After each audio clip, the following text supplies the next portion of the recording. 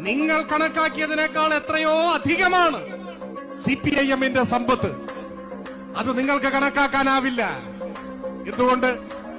കെട്ടിടങ്ങളും ഭൂമിയും സ്ഥാപനവുമല്ല, സ്വന്തം ജീവനേക്കാൾ വലുതായി ഈ രക്തപതാകയെ കണക്കാക്കുന്ന ജീവിതാന്ത്യം വരെ മുഴുവൻ സമയ രാഷ്ട്രീയ പ്രവർത്തകനായി നിൽക്കുമ്പോഴും വ്യക്തിപരമായി ഒരു രൂപയുടെ പോലും നേട്ടമുണ്ടാവില്ല എന്ന് തിരിച്ചറിയുമ്പോഴും ഈ മഹാപ്രസ്ഥാനത്തിന്റെ പിന്നിൽ അടിയുറച്ചു നിൽക്കുന്ന നിസ്വരായ കോടിക്കണക്കിന് വരുന്ന മനുഷ്യരാണ് CPIM-ന്റെ സമ്പത്ത്.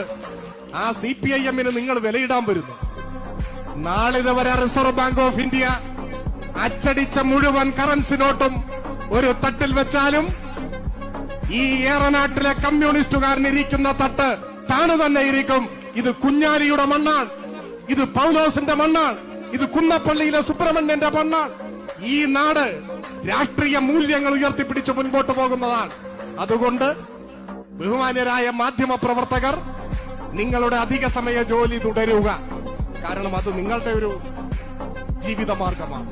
അതിനെ പരിഹസിക്കാനോ വിമർശിക്കാനോ ഞങ്ങളില്ല.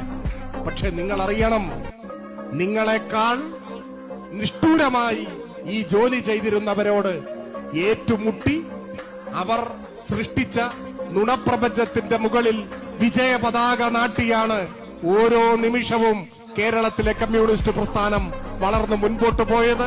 ഇപ്പോഴും ഈ നാട്ടിലെ സാധാരണക്കാരനു വേണ്ടി ഈ പാർട്ടി